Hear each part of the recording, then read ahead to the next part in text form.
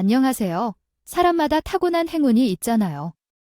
그래서 세상에 존재하는 행운이 여러 가지라고 볼 수 있습니다. 대체적으로 결혼하고 나면 자녀나 배우자, 그리고 배우자의 행운을 원하지만 마음대로 되지 않는 경우도 있어요. 누군가는 배우자에게 행운이 있을 수도 있고, 또는 재물적인 행운을 갖고 있는 사람도 있을 수 있어요.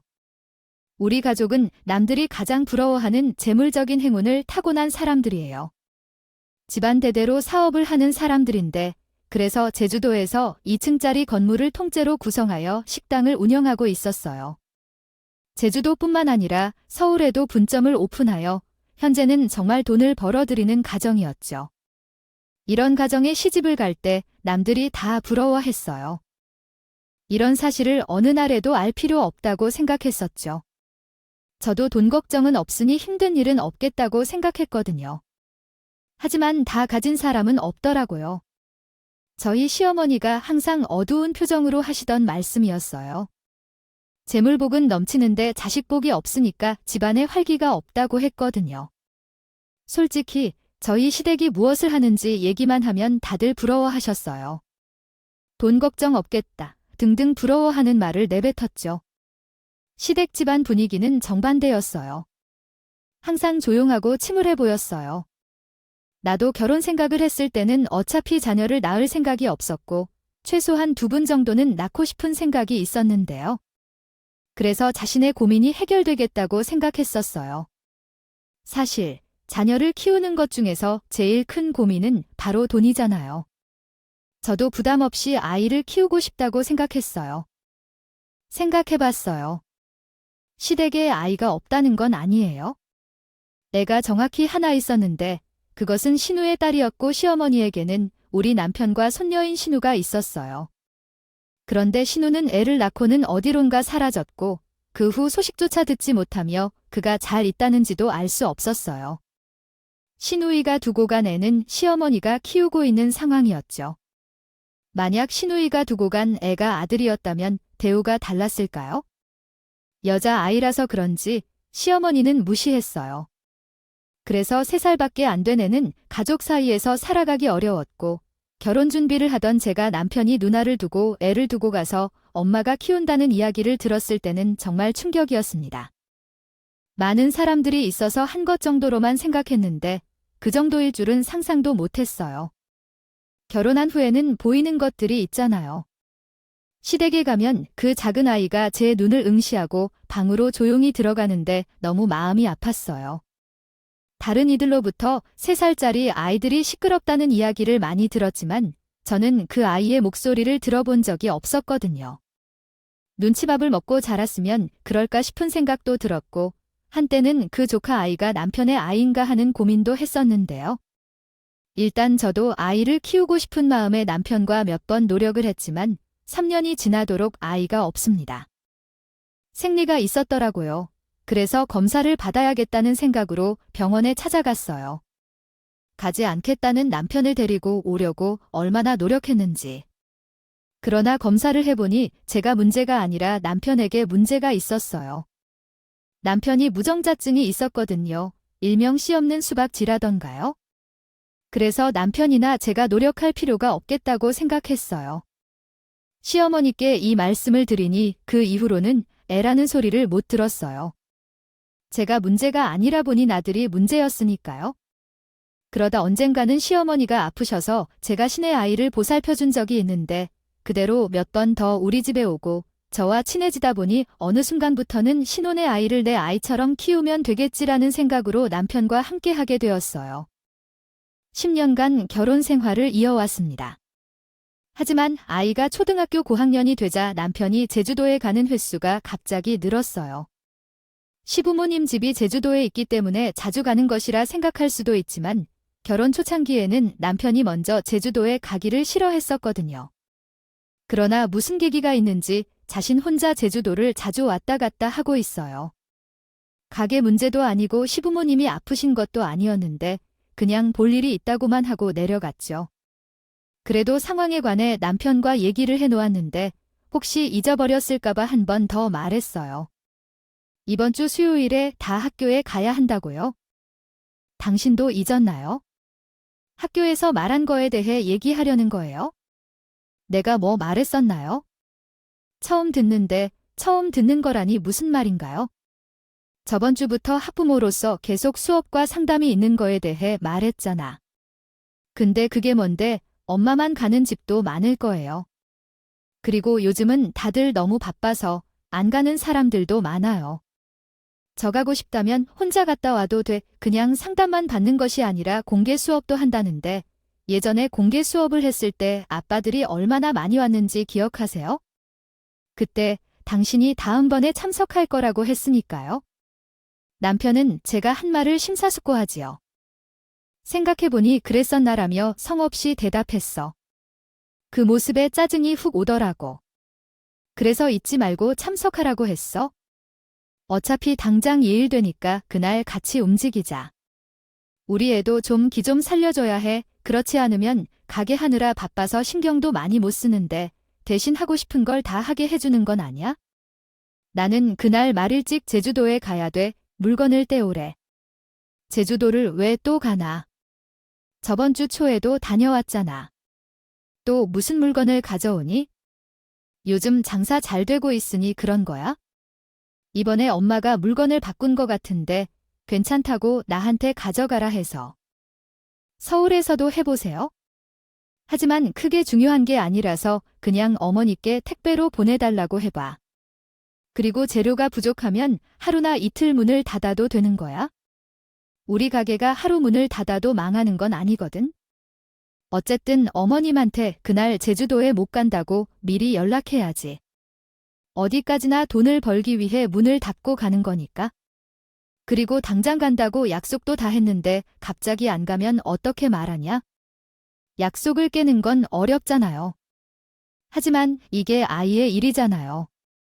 아이 때문에라면 시어머니도 이해할 수 있을 거예요. 남편이 어쨌든 제주도에 가려고 해서 그날 큰 싸움을 했습니다. 결국 남편이 제주도로 갔고 제가 혼자 아이를 학교에 데려갔어요. 아무래도 상담이 필요할 것 같습니다. 엄마와 아빠 없이 많이 성장했어요. 그 모습을 보니 제 마음이 안식했어요. 그래도 제게 활짝 웃는 아이를 보며 오길 잘했다는 생각이 들었습니다. 항상 부족하게 키우지 않으려고 노력했는데 아이가 착해서 그런지 잘 지내더라고요. 그런 식으로 초등학교를 졸업하고 아이는 중학생이 되었어요. 3살의 그 작은 아이가 이제는 중학생이 돼 교복을 입는 모습을 보는 것은 너무 감격스럽고 한편으로는 어렸을 때와는 다르게 밝고 성장한 아이가 참 대견스러웠습니다. 다른 모녀들과 다른 특별한 사이가 있어서 그런지 저랑 아이는 누구보다도 사이가 좋았어요. 서로 많은 비밀을 공유하고 종종 시간을 내어 데이트도 하곤 했었어요.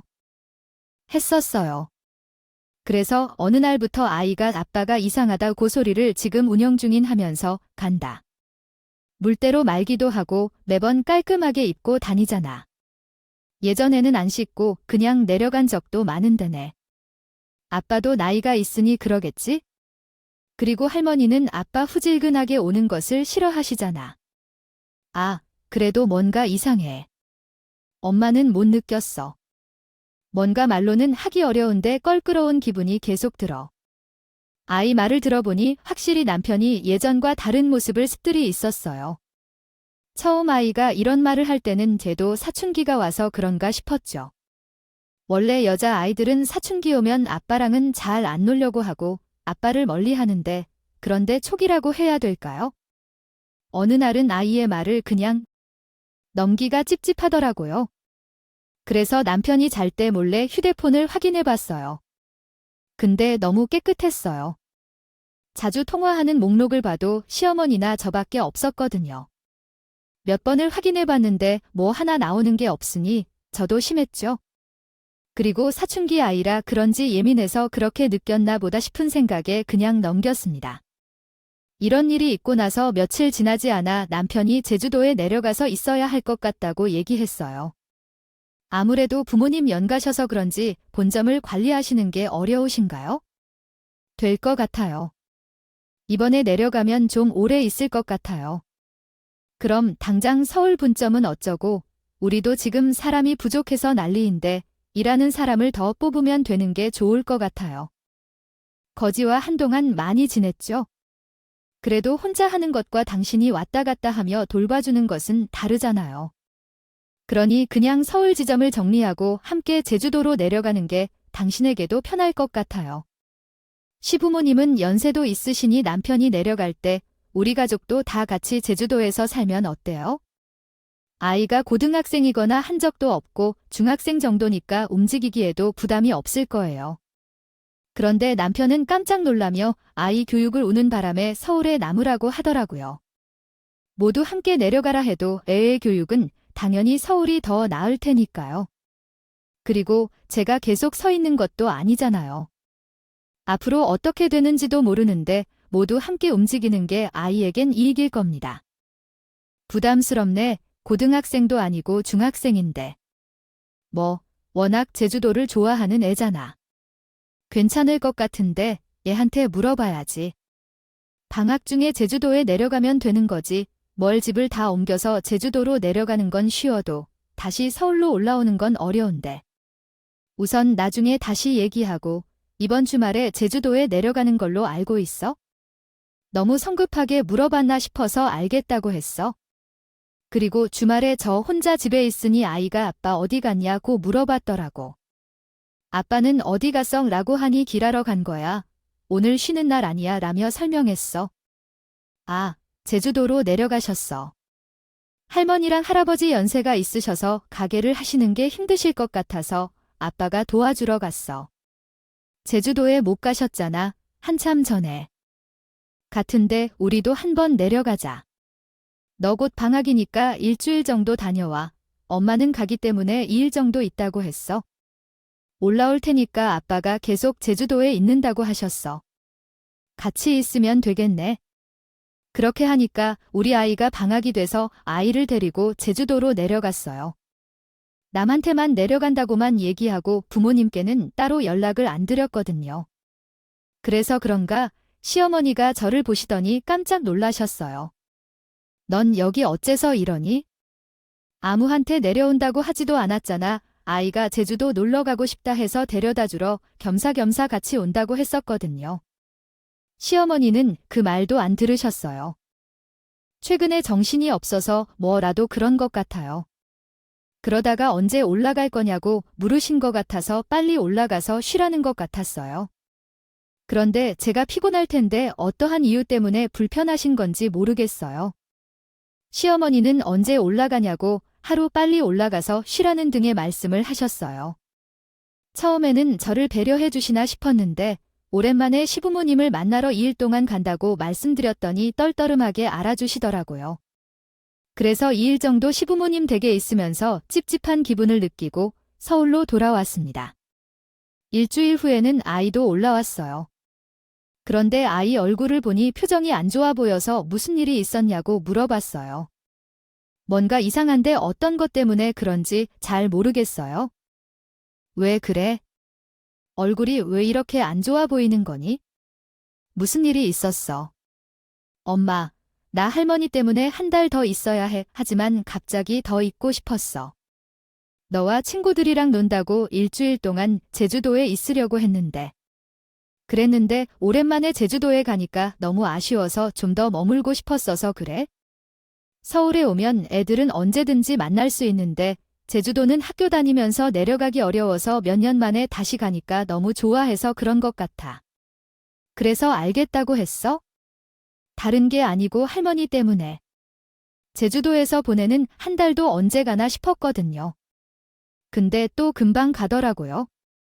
한 달 뒤에 서울에 도착하게 돼. 와서 저를 보자마자 싱글벙글 웃으셔서 단순하게 제주도가 좋은 것 같다고 생각했어요. 그렇게 저희 집으로 온 아이의 첫 마디가 뭔지 아세요? 바로 이혼이 있어요. 엄마, 내가 아빠 이상하다고 했지? 아빠랑 이혼해버려? 내가 엄마한테 필요한 거 다 가져왔어. 이 뜬금없이 이혼이라는 얘기로 제주도에서 무슨 일이 있었는지 엄마가 이해할 수 있게 얘기해보라고 해서 너무 갑작스럽게 하는 말이라 이해가 잘 안 되더라고요. 그래서 무슨 말이냐고 물었죠. 그렇게 말하니 저한테 본인 가방을 건네주시더니 제가 뭔가 궁금해서 가방을 열어봤어요. 근데 어떤 사진들이 무더기로 있었다고요? 너무 놀라 아이를 쳐다보니 이것 때문에 도에서는 한 대로 있었다며 얘기해줬습니다. 아빠가 제주도에 왜 가셨는지 알아요? 할머니 가게 때문이에요. 아니에요. 아빠가 여자친구를 만드셨거든요. 그 여자친구가 아주 어린 여자처럼 보이더라고요. 뭐라고요? 여자라니까요. 너가 본 거예요? 아이의 이야기를 듣는데 중학생인 아이가 아빠 뒤를 쫓으며 사진을 찍었다는 생각을 하니까 충격이었어요. 나도 이렇게 충격받았는데 아이는 얼마나 충격받았을까요? 어떻게 아이를 달래야 할지 고민했죠. 근데 아이가 갑자기 저에게 충격적인 말을 꺼내더라고요. 나 사실 엄마가 내 친모가 아니라는 걸 알아? 그래서 엄마가 나를 버릴까 봐 말도 더 잘 들으려고 했는데 엄마가 불쌍하게 사는 걸 나도 못 참겠어. 그러니까 그냥 이혼하자고 했대요. 어머니의 힘든 상황을 설명한 내용을 보다 자연스럽고 이해하기 쉬운 문장으로 다시 작성해 드리겠습니다. 어떤 사람이 제게 그런 이야기를 했어요. 어릴 때였던 것 같아요. 할머니 집에서 낮잠을 자고 있을 때 할머니와 아빠가 대화를 나누는 소리를 들었어요. 그때 제게는 말을 못했죠. 아빠가 엄마를 속이면서 다른 여자를 만나고 있는 이야기를 한 걸 들었어요. 그러나 제가 엄마를 키워온 것을 알았다는 사실을 알고 있었어요. 아이의 입에서 엄마에 대한 애정이 전해졌는데 그 모습을 보니 정말 미안했어요. 아이는 저를 위해 증거를 모아왔다며 말했고 그 모습을 보며 눈물이 나네요. 그래서 아이를 꼭 안아주고 위로해 주었어요. 그러자 아이 또한 제 품에서 울었어요. 어머니가 행복했으면 좋을 것 같다는 생각도 들었지만 한편으로는 본 때까지 무서웠나요? 무엇이 되든지 아이 교육에도 해로우며 제게도 큰 실망감을 안겨준 남편과는 이별해야겠다는 생각을 했습니다. 서울로 올라오는 날 아이를 친구 집으로 보내고 남편을 잡았어요. 너 제주도에 가서 무슨 꼴통짓을 하고 다니는 거야? 창피하지도 않아. 무슨 짓을 하는 거야? 너무 많이 잡아서 숨이 막힐 거야? 숨이 막혀. 그래서 제주도에 여자 만나고 있니?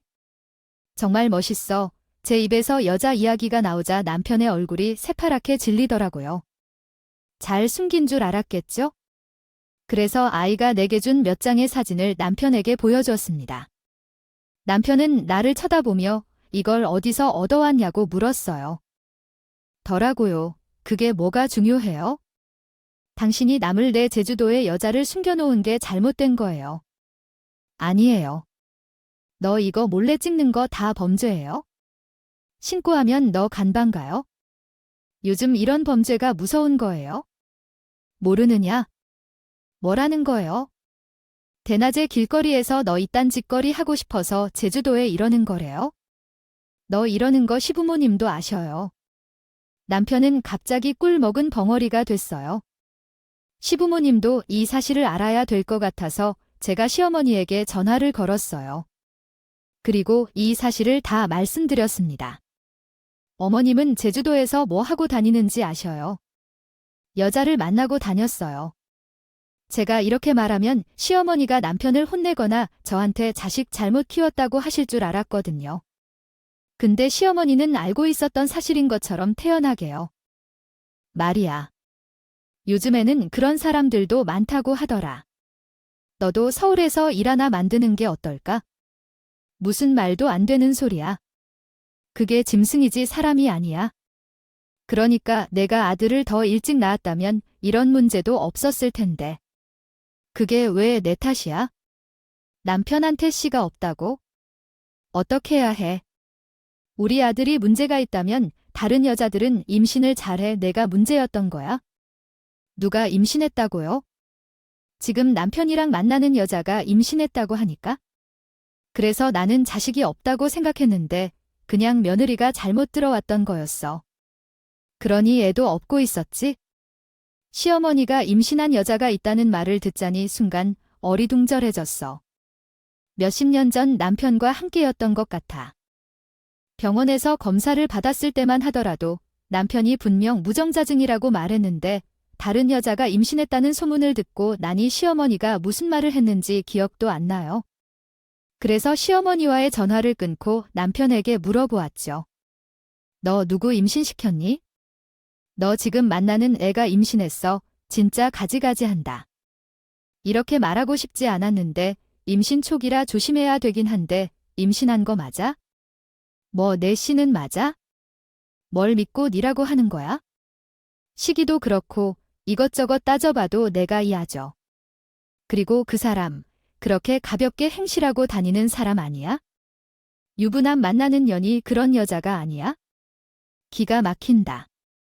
넛이 없는 수박이. 아, 근데 어떻게 임신시켰어?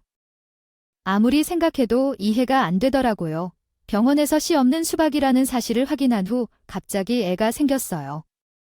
그때 남편이 하는 말을 듣고 그래서 그랬구나라는 생각이 들었어요. 엄마가 계속 병원 다니면서 치료해보라고 해서 엄마의 말을 따르다 보니 결국 병원에 갔었지만 나는 잘 몰랐는데 무정자증의 종류가 있더라고요. 폐쇄성 무정자증이 치료 가능하다고 하더라고. 그래서 꾸준히 치료도 받고 검사도 받았어요. 근데 왜 그런 걸 나한테 말을 안 했어요? 그럼 이제 무정자증이 아니라는 거야?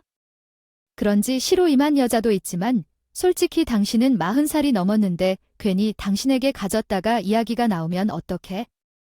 그러니 나도. 40살 이상인 나는 다른 여자를 찾으려는 남편의 엄청난 당대함에 놀라게 되었습니다. 나중에 알게 된 바에 의하면 시어머니는 저보다 어린 며느리를 원했다고 합니다. 그래서 남편은 나보다 어린 여자와 결혼해주기로 결정했다는데 저에겐 아이가 없어서 상관이 없었죠. 그래서 우리는 자주 가던 제주도로 여행을 갔었는데 이번에는 아이가 없는 한가봐 그 단서를 알아차리고 사진까지 찍어서 나에게 줬어요. 그때 나는 그들에게 어떻게 대해야 할지 고민했습니다. 그런데 남편이 먼저 이혼을 제안했습니다. 이혼을 원한다면 할 말만 해 도와줄게. 넉가게 알아서 챙겨줄 테니까 결정해봐. 이미 이런 상황인데. 우리 누나의 아이도 내가 데려갈 거야? 당신이 왜 걔를 데려가려고 하는 거야? 여태까지 내가 키운 내 자식인데 걔가 왜 당신의 자식이라고 생각해? 엄연히 우리 누나의 자식인 거야? 그런데 당신과 피 한 방울도 안 쓴 내가 내 자식처럼 키우고 싶으면 그건 제 맞아요. 당신이 걔를 받아들이겠다 해도 나는 걔를 당신에게 줄 생각 없어. 이혼하게 되면 당신은 어차피 나는 걔를 데려갈 거예요. 남편과 싸우다가 신우가 더 좋은 아이를 데려가려 했었어요. 그런데 아이가 그 소리를 듣고 왜 제주도로 가야 된다고 물을 정도로 화가 나더라고요. 나는 제주도로 왜 가? 나는 서울에서 엄마와 함께 살 거야. 내가 엄마가 되면 어디에도 안 갈 거예요. 너희들은 엄마가 따로 있어? 너희들의 엄마여야 해. 직접 보여줄 테니까 나랑 같이 제주도로 가자. 여태까지 얼굴 한 번도 본 적 없는 엄마가 무슨 엄마야? 갈 거면 아저씨나 가는 게 나랑 살 거니까? 아이가 똑똑하게 남편에게 큰 소리를 질러서 남편도 어쩔 수 없겠지요. 집을 나가버렸습니다. 이런 모습까지 아이에게 보여주는 것이 참 미안했지만 이제는 저도 독한 마음을 먹어야 될 것 같아요. 사실 남편이 이혼 얘기도 했고 저도 이런 남자랑 같이 살 필요 없으니 이혼 생각을 하긴 하더라고요. 근데 곱게는 절대 못할 것 같아요. 그래서 당장 이혼하라고 하는 아이에게 제 계획을 설명했습니다. 당장 이혼하는 것도 좋지만 엄마 생각에는 이혼을 안 하는 게 그래요. 사람들을 괴롭히는 것은 좋은 방법이 아니라고 생각해요. 그렇지 않나요? 왜 이혼하는 게 가장 좋은 방법인 것 같아요? 아니, 왜 같이 사는 것이 의미가 있어야 하나요? 물론 이혼을 통해 위자료를 많이 받을 수 있는 방법도 있지만 당신이 본 여자의 아빠로서 아이를 임신한 엄마와 이혼하지 않고 있으면 그 아이는 아빠 밑으로 오를 수 없어요. 솔직히 아이에게 할 얘기는 아니지만 내게 남은 것은 아이 한 명뿐이라고 생각해서 이혼을 최대한 늦추는 것이 좋다고 말했어요. 한국에서는 유책 배우자가 먼저 이혼을 제안하는 것을 허용하지 않으니 남편인 나에게 시어머니가 이런 상황에서 이혼하지 말라고 했다고 생각해. 그렇지만 정말 누구를 위해 이혼해야 하는 걸까요? 이혼을 안 하면 남편이 나에게도 좋고 자식에게도 좋을 것 같아요. 당신의 본디 호적에도 호적을 바꿀 수 없다는 거죠. 그래서 남편에게 다시 전화를 걸어 이혼은 없다고 말했어요. 생각해 보았더니 이혼은 아닌 것 같아요. 저랑 다시 함께 살아도 되겠죠? 그 여자는 정리해야겠어요. 뭘 정리해야 하는지 몰라요. 당신이랑 그냥 깔끔하게 이혼하고 다시 시작하면 될 것 같아요. 내가 누굴 좋아하든 이혼해야 할 만큼 싫다고요. 그 여자랑 당신의 호적에 법인을 등록하지 않겠어요. 남편은 내가 하는 말에 꽤나 당황해서 길게 날 뜬다고 하네요. 그러겠지요. 제가 순순히 이혼을 하면 본인이 몇 천만 원을 저한테 줘 새 삶을 살면 되니까요. 원래 돈이 풍부한 가정이라 위자료를 더 주면 나가시게 말거든요. 근데 저도 여태까지 몰래 모아놓은 비상금이 많이 있고 서울 본 지점은 모두 저의 것입니다. 저는 관리 맡고 있으니 돈이 아쉬운 입장이 아니었거든요. 제가 이렇게 말하니 남편도 똥줄이 탔나 봐요. 어느 날은 시어머니가 우리 집에 오셔서 이혼을 하라고 소리쳤어요. 무슨 이혼을 안 하겠다고 난리야. 기꼴을 보고서도 쟤랑 이혼을 안 한다는 게 말이 되네 하고 말했어요. 제가 이혼 안 하겠다는데 왜 그러세요? 어머님은 왜 이혼하라고 한 것 아니에요? 아니에요. 제 아이를 다른 애가 가졌다니. 근데도 이혼을 안 하겠다고요. 제가 분명히 말했어요. 애가 뛰어나면 어차피 나랑 이혼 안 하는 이상 호적에 못 올린다고 했거든요. 첫 자식으로 키울 거 아니면 아쉬울 거 없어요. 시어머니는 찾아와서 길길이 날뛰는 모습을 보니 제 속이 시원했어요. 저는 혼자서 태평하게 있었죠. 저는 당장 이혼할 필요가 없었으니 제가 성질을 부려봐도 아무 변화가 없었어요. 갑자기 저에게 다가와 이혼해주길 애원했습니다. 내가 너가 원하는 대로 다 해주겠다니까 이혼 좀 해달라고 말했어요. 그럼 서울 가서 제 이름으로 해주세요. 그리고 위자료는 넉넉하게 해주세요. 서울에 가서 모든 것을 너에게 맡긴다는 게 어떤 소리야? 너도 욕심 좀 참아야지. 그렇지 않으면 이혼은 없다는 걸로 답변했어요. 그리고 임신한 여자에 대한 소송을 제기했다는 얘기를 하니 아무런 말도 없이 오늘쯤 소장이 도착했겠지만 상관없이 남편이 전화를 걸어왔어요. 아마 그 임신한 여자겠죠? 남편이 보라고 해서 전화했는데 남편은 당황해서 어버버거렸죠. 그리고 너무한 행동이라고 나를 비난했지만 누가 누구한테 정말 모두 혼란스러웠어요. 너무 한다고 하는 건지 너무 한다고 다른 여자와 살림차에서 임신한 당신은 안 너무하고 세상 사람들이 자꾸 물어봐요. 누가 더 너무한지. 그러니까 이혼하자고 했잖아. 근데 당신이 싫다고 버티기는 거잖아. 당장 이혼하자. 그나만 당할 수 없지? 원래 다른 사람 눈에서 눈물 나게 하면 내 눈에서는 피 눈물 나는 거야. 상간녀 딱지 달고 애 낳으면 애 처지도 참 볼 만하겠다. 애가 무슨 죄야? 애한테 아직 그렇게 해야겠어? 애 생각해서라도 좀 용서해주면 안 돼. 그게 다 너 같은 놈은 아빠로 둔 죄지. 그리고 멍청한 엄마를 둔 죄고. 그래서 내가 그래도 있다라니까. 서울 가게 내 이름으로 주라고 하고 그리고 나랑 우리 아이랑 같이 살아야 되니까 이 집도 내 명의로 돌려줘. 뭐야, 이제는 집까지 달라고 너무 도둑놈 신포 아니야. 내가 잘못한 게 아니라니까 이혼해주겠다고 하잖아. 근데 이렇게까지 해야겠어? 싫으면 말고 내가 아쉽냐? 내가 아쉽지 알아서 고민해보고 알려줘. 그리고 계속 이렇게 찾아오면 위자료를 더 높게 부를 테니까 그렇게 알고 당장 제가 이것저것 하라고 하니 아까웠다 봐요.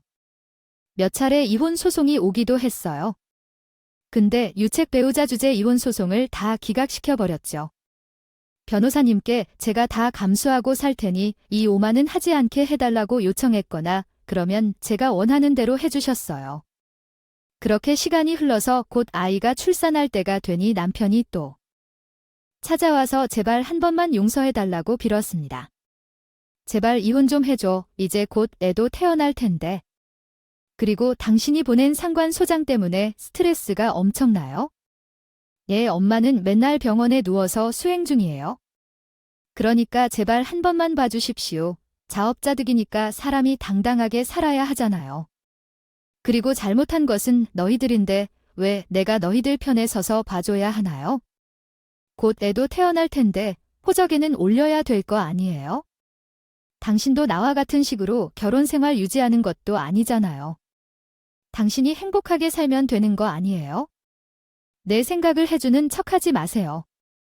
다 너를 위해서 이혼하고 싶어서 그러는 거예요? 거저가요. 저는 계속 이혼을 말리고 있는데 남편이 애가 나왔는지 봐요. 시어머니가 찾아와서 아이가 생겼으니 이제 그만두라고 말을 쏘셨어요. 이 정도면 이혼해줄 법인 것도 있잖아요. 언제까지 안 해줄 생각이냐고. 지금도 나왔는데 당장 호적에 등록해야 거예요. 아니죠. 그걸 왜 어머니가 결정해요? 제가 결정하는 거지? 그리고 왜 그 아이까지 신경 써야 되나요? 유무나 만났을 때는 그 정도는 준비해야 하는 거예요. 아니에요. 그래? 내가 원하는 게 서울 가겠다면 그것을 줄게. 그것을 주겠다면 이혼 서약서를 쓰라고. 서울 가겠다는 집과 재산 분할, 위자료도 넉넉하게 해주세요. 그러면 상간녀 소송은 포기할게요. 아이는 어떨 때 태어나느냐고요. 아이는 어머니와 아버지를 선택해서 나오는 게 아니잖아요. 잘못이 없으니까요. 아니, 무슨 이혼하면서 얼마나 빼먹으려고 해도 이건 너무한 거 아니냐. 제가 이혼해달라고 사정하는 거 아니에요? 어머님이랑 의가해달라고 사정사정 하는 거잖아요. 싫으면 안 해주셔도 돼요. 어차피 그 애가 혼내 자든 말든 저랑은 상관없으니까요. 이제는 애가 태어나 그런지 제가 무리한 요구를 했음에도 불구하고 알겠다고 하더라고요. 애 낳은 여자도 난리를 쳤겠지? 그렇게 저는 서울 가게랑 그리고 아이와 살던 집을 명의의 제 것으로 바꾼 후 재산 분할과 위자료도 아주 넉넉하게 받았다. 그냥 이혼했으면 이런 것들을 못 받을 테지만 이혼 안 해주고 보니 제발 이혼해달라며 다 갖다 치더라고요. 저도 딴 년이랑 눈 맞아서. 한때는 애한 놈이랑 같이 살 생각이 없어서 이혼을 생각했었지만 일부러 미뤄뒀어요. 그리고 상여 소송으로 받을 수 있는 돈을 위자료에 포함해서 받았고요. 더 이상 그 사람을 만나고 싶지 않다고 생각했었는데 어느 날 그가 울면서 찾아왔습니다. 내가 진짜 너에게 할 말이 없어. 미안해. 사실은 엄마가 아들 낳으라고 성화를 부린다는 이유로 새로운 여자를 만나기로 했었지만 너처럼 좋은 여자를 만나보기 쉽지 않더라고. 이제 와서 어떻게 말해야 할지 모르겠어. 이혼까지는? 안마당에서 내가 좋은 여자인데 왜 다른 여자를 만나게 했냐고. 그건 아니라는 거니까? 너무나 어려워서 당신을 생각하면서도 당신이 내가 어려워할 때 돌아볼 줄 알았는데 다시 결혼한 여자는 내게 어떻게든 빼앗으려고만 하는 것 같아. 돈도 어떻게든. 당신이 작성한 내용을 이해하기 어렵습니다. 다시 한번 꼼꼼히 다듬어서 작성해 주실 수 있나요? 볼 일이 있냐고. 맞아? 내가 불렀더니 남편이 찾아왔어. 너는 참 난장판이야. 상간녀 주제 따위. 여기가 어디냐고. 둘 다 이혼했는데 만날 일이 뭡니까? 다시는 내 남편 만날 생각도 꿈도 꾸지 마이야. 남편 트럭채로 갖다 줘도 안 받아. 아주 이 바람내나 봐. 왜 또 바람 피우는지 불안해. 너 때문에 숨을 쉴 수 없다고 하더라. 너도 조심해. 그래서 그 남자 또 다른 곳에서 애만 들어오면 어떻게 할 거야? 상간녀를 살살 놀리면서 쳐다보며 부들부들 떠는데 그 모습이 얼마나 웃긴지. 우리 가게는 장사가 계속 잘 되고 있는데 제주도 본식이 안 된다고 하니 이상하더라고. 만약 생선수고로 문제가 있다면? 비슷한 상황이 있을 것 같아서 우리도 다치진 않을 것 같아서 몰래 제주도를 찾아갔어요. 시어머니 가게를 슬쩍 들러봤는데 시어머니와 남편이 없네요. 그래서 손님인 척해서 들어갔죠. 거기 계신 한 분이 나를 알아보고 다가와서 인사했어요. 어머, 이분 누구지? 얼굴이 변해서 알아볼 뻔했네. 여기는 어쩐 일인가요? 하고 물어봤습니다. 안녕하세요. 잘 지내셨죠? 저 이혼했다는 소식 들으셨나요? 아무래도 그러다 보니 찾아오기가 어려웠어요. 그럼 소문이 얼마나 돌았는데 그래서 여기 망한 거죠. 요즘은 하루에 손님이 많아야 10명 안 돼요. 원래 일하는 사람들도 더 많았는데 손님이 거의 없어서 하나씩 나가거나 자르더라도 남편이 다른 여자 만나서 임신한 채로 이혼을 할 수 없으니 살아야 한다는 말이 돌아다니고 있는 것 같아요. 아시는 분은 아시겠지만 보통 시골이나 지방에서는 소문이 더 빨리 퍼지고 사람들도 민감하게 대응합니다. 오는 사람이 줄어들면 결국 장사도 잘 안 되고 그래서 남편이 가게가 적자라고 했던 거죠. 다행히 생선 수급 문제가 아닌 것으로 확인되어 다행이었습니다.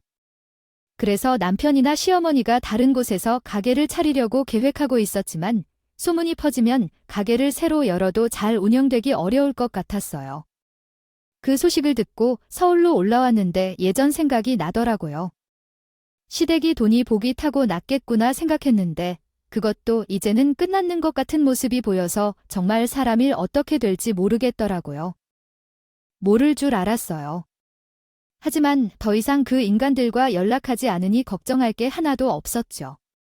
그들로부터 어떻게 살고 있는지 소식을 듣지 못하고 간간히 아이에게 연락하는 것 같은 행동도 잘 안 받으려고 하더라고요. 내가 아는 서울 가게는 잘 되어서 경기도에 2호점을 내게 되었어요. 이런 걸 보면 인과 보상이라는 말은 없는 게 아닌 것 같아요. 시간이 좀 걸릴지 모르겠지만 그래도 잘못한 사람은 대가를 치르더라도 했던 나의 이야기를 들어주시는 모든 분들께 감사하다는 말씀을 전하고 싶네요. 이만 마치도록 하겠습니다. 감사합니다. 오늘도 저희 채널을 방문해 주셔서 감사드립니다. 더 좋은 이야기로 찾아뵙겠습니다.